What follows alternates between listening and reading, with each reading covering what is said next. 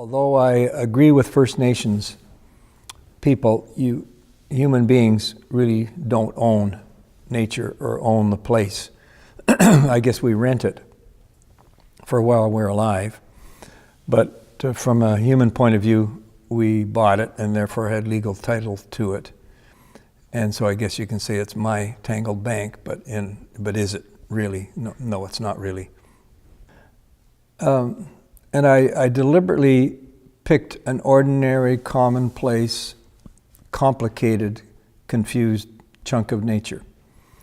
And there's certainly could be birds singing in the bushes.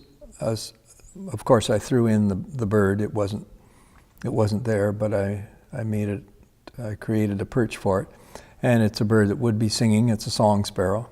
You can imagine the worms crawling through the damp earth, and I made the earth seem very friable and loose, which is what it was. You could feel you could put your fingers into that earth. And there could be insects flitting through the leaves. And I tried very consciously to give the feeling that there is air and space in, around, and among those leaves. And jewelweed in June, it's an annual, comes up every year, is a delicate little thing with those sort of oval leaves. They grow to be about waist high.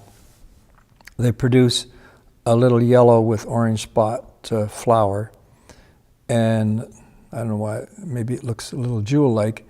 And this flower, it's a cool thing if you're ever taking kids out walking in August and September. The seed pods are really neat because they have a trigger in them. And if you squeeze the end of the seed pod gently, just pinch the tip of the seed pod gently, it'll go pow and peel back and just like a little machine gun, just spurt bullets of little seeds out of it. So that's what the jewelweed, and of course the grasses that are ubiquitous. And I've tried to create this sense of air and space, partly through light and shade, and partly through not going into a lot of detail in the stuff that's a little bit behind.